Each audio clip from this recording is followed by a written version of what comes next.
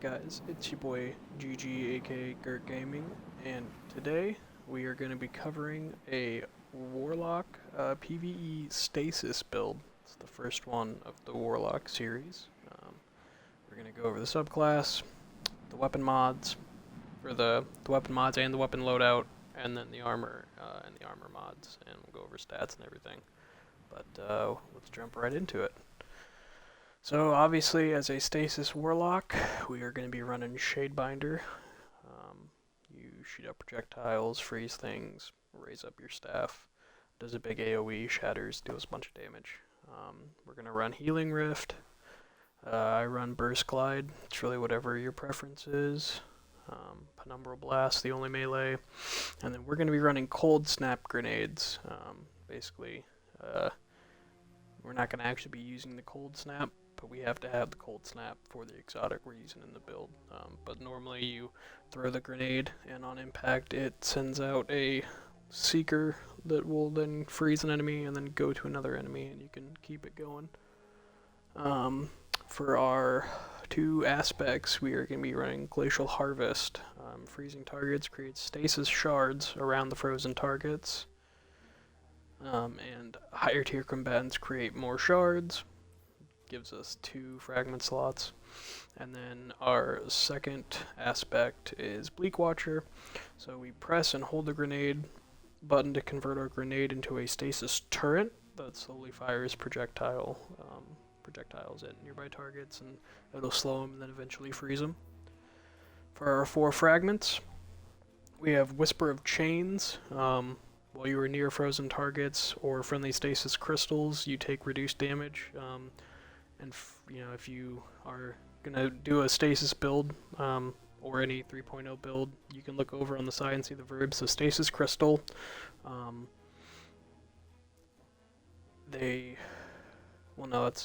that's crystal. So basically, the crystal is just the big thing or a frozen target. But stasis shards are a different thing. We're gonna go over that. So right here, Whisper of Conduction. Nearby stasis shards track to our position. A shard restores melee energy, so it would be restoring your penumbral blast every single time. And this first one did give us +10 passive recovery. The second one gives us +10 resilience and +10 intellect. Our third one, we have Whisper of Durance. Slow from your abilities lasts longer. And for those abilities that linger, the duration will increase. That gives us +10 strength. And then Shattering a Stasis Crystal temporarily boosts our grenade recharge rate, and it's a grenade-centered build, so that'll help. And this will also help make up for the stats that I'm currently running on my Warlock, because it's definitely a secondary character. And Shattering additional Stasis Crystals increases the duration, and then it gives us +10 resilience. So now we'll go over to our armor. So starting at the head, I'm running a recovery mod. Machine gun ammo finder, because my power this video is a machine gun. It's a really good one. We'll talk about that when we get to it. Harmonic siphon, rapid weapon final blows with a damage type matching your subclass, aka stasis, create an orb of power. And then we also have elemental armaments. Combatant weapon final blows with the damage type matching your subclass, have an escalating chance to spawn an elemental well. So it is a hybrid elemental well orb of power build. Then we come down to our gloves, which are our exotic, which are the Osmiomancy gloves. Our cold snap grenades, which is why we had to have that selected, have an additional charge that recharges quicker on direct impact. But the Seekers spawned from the cold snap grenade. The Seekers spawned from the grenade.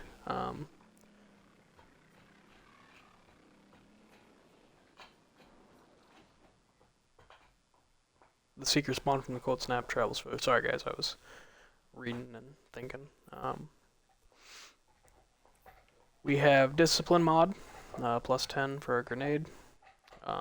When your grenade energy is fully expanded, you gain grenade damage. And the reason I paused is because with this build, you can use the cold snap or you can use the turret. And I had only been using the turrets, but it looks like actually using the cold snap grenade. So like throwing down a turret and then throwing down a cold snap, because we do have that additional charge. So we've got grenade kickstart. When your grenade energy is fully expanded, gain grenade energy. I'm running anti-barrier bow because I'm going to take you guys through a lost sector. It's perdition today, and there's void shields. And we have elemental shards, so stasis shards count as stasis elemental wells. So that's always helpful, and they're going to track to us. We don't have to have bountiful wells or anything.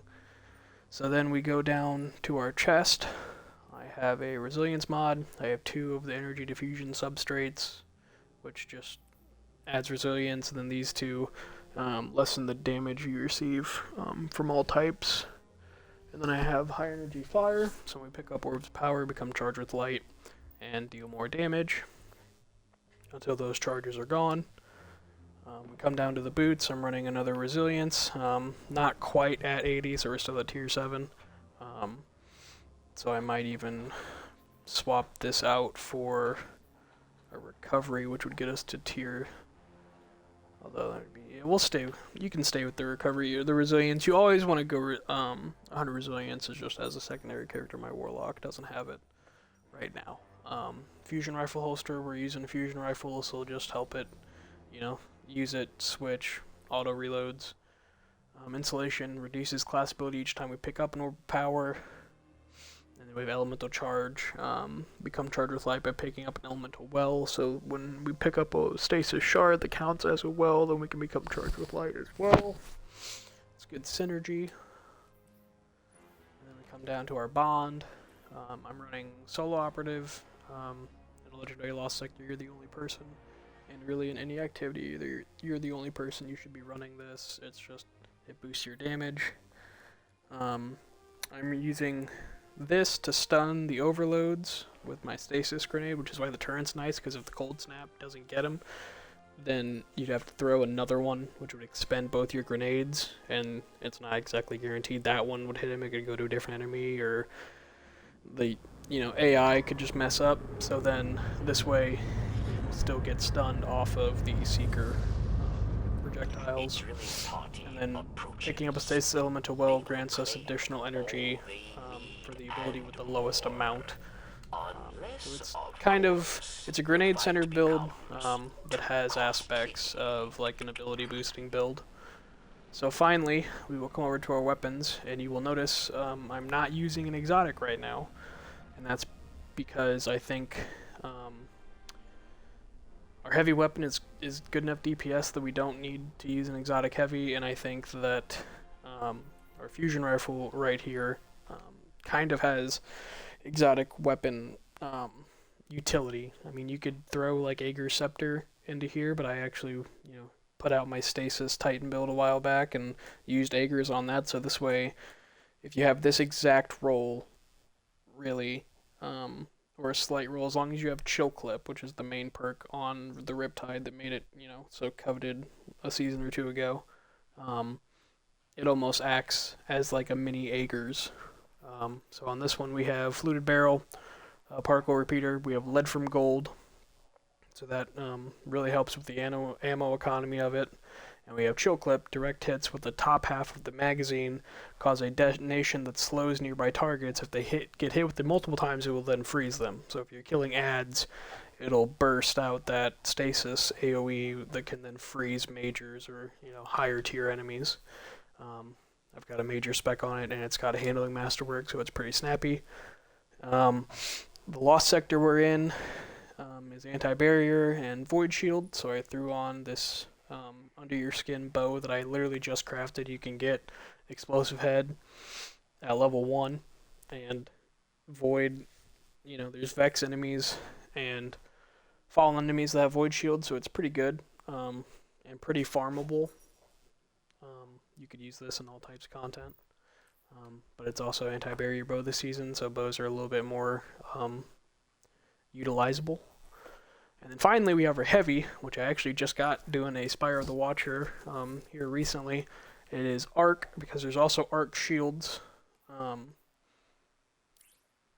I guess appended mag would probably be better. It boosts mag size. It's got triple tap and target lock. So as you are continuously dealing damage, you're going to get ammo back if you're getting precision hits. But it's also going to increase the damage And then if you wanted to, if you're killing ads, you could, you know, utilize the origin trait. Gain a little bit more passive stats on it. But yeah, so that is the build. And then, like I said, we are actually here at the Perdition Legend Lost sector. So anti-barrier and overload, arc burn, and arc shields and void shields. So I will run us through this real quick, and you can see the build at 1580. We're sitting at 1590 right now. So this is 1580, you know, kind of in-game solo content, and you can see how the build performs. I think this season, especially with that solo operative, you've got the weakened clear, you've got the new text mechanical weapons, and the new seasonal weapons that have things like close to melee and target lock and Rasputin's Armory, so there's a lot of really good weapons right now, and I think that it's really never been easy to do solo content. So I think utilizing a build like this that can hold its own, you know, even without that stuff, is a good base to have.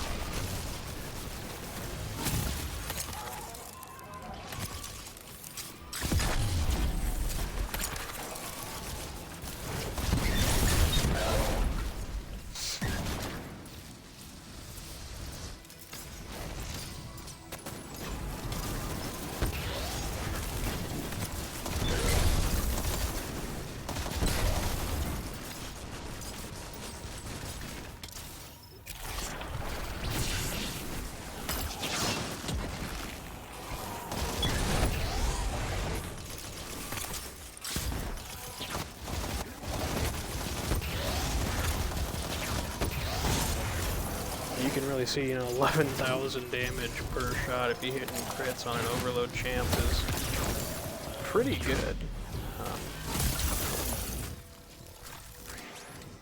I haven't really been able to take advantage of Riptide right now just because so many of those harpies had arc shields, and there is going to be an overload.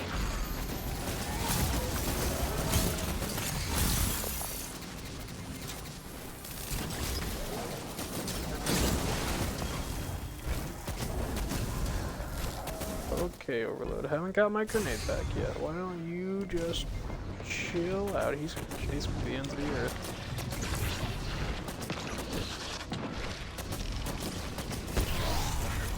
Oh my god. See, that right there is the one thing, is sometimes the turret takes some time.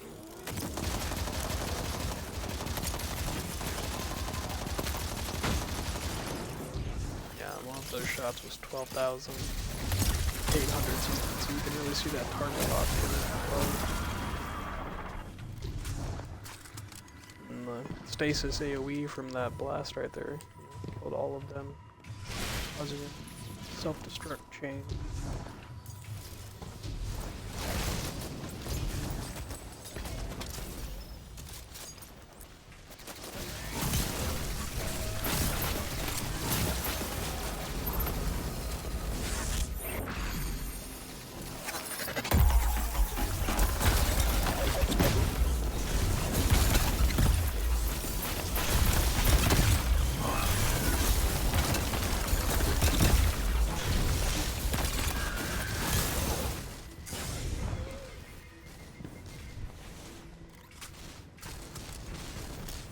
If my resilience was a little bit higher, this would be much easier. Probably a few levels hurt, but we're not doing too bad. We only did one precursor run to this. We're going fine.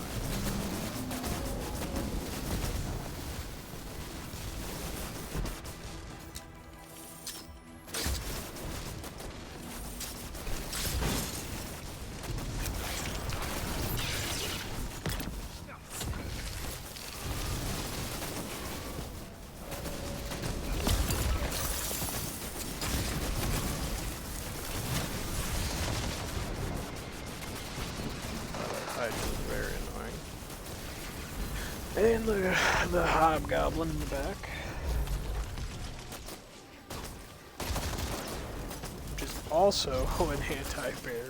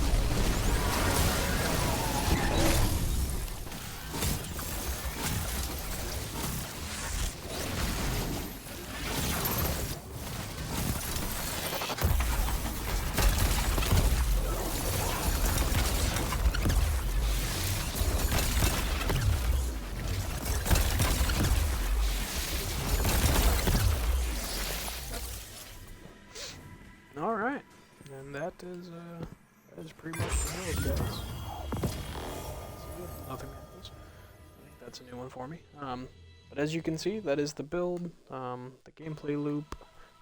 Like I said, the only things I would really change would be getting your discipline higher, getting my resilience higher. But for the most part, I mean, if you were to add something like Aegir's Scepter or Cryosthesia or any other, stasis-based weapons, I think that would work equally as well. I just like to have multiple avenues for multiple characters at the same time.